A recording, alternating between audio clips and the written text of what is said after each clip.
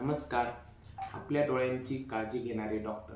मी doctor Amol Krishnarao Walzade, साईदृष्टी नेत्रालय संगमनेर. आज आपण पाहणार आहोत सततचा डोळ्यांचा नंबर वाढणे ही समस्या. तर या समस्येसाठी आपण कोणत्या टेस्ट आपल्याला गरजेच्या आहेत त्या आपण आज पाहणार आहोत. तर सर्वप्रथम जी आहे रिफ्रॅक्टिव्ह एरर, म्हणजे डोळ्यांचा अचूक नंबर चेक करणे.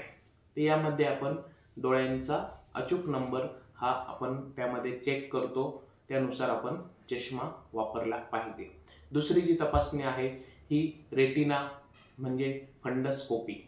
मागील जो पडदा आहे तर त्यामध्ये काही कमकुवतपणा असल्यास त्यामुळे सुद्धा आपला नंबर हा चेंज होत राहतो.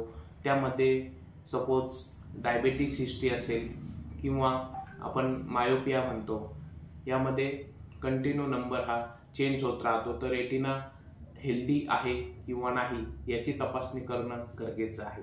तिसरं जर आपण पाहिलं तर कॉर्नियल टोपोग्राफी म्हणजे कॉर्नियल वक्रता मोजणे.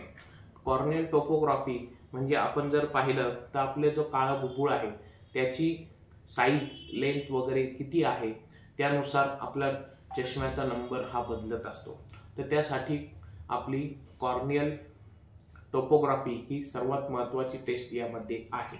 चौथी जी तपासणी आहे ही डोळ्यांचे प्रेशर. तर डोळ्यांचं जे प्रेशर आहे ते आपण IOP इंट्राऑक्युलर प्रेशर हे वेळोवेळी मोजणे गरजेचे आहे. यामध्ये सुद्धा आपला नंबर हा बदलत राहू शकतो. पाचवी जी तपासणी आहे axial length measurement, myopia progression monitoring. म्हणजे आपण आपली ॲक्झियल लेंथ जी आहे ती मोजून आपला मायोपिया किती प्रगत आहे, किती वाढू शकतो हे आपल्याला या तपासणीमध्ये समजले जाते. त्यासोबतच आपण जर पाहिलं बायनॉक्युलर विजन टेस्ट, जी आपण डोळ्यांची योग्य विश्रांती न मिळाल्यास आपल्याला हा नंबर, आपण जसं स्क्रीनिंग टाईम असेल किंवा यामध्ये नंबर वाढण्याची शक्यता असते. तर या अनुषंगाने आपण ह्या काही तपासणी नक्कीच करून घ्या. त्यानुसार आपण पुढील डोळ्यांचा जो सततचा वाढतो नंबर तर तो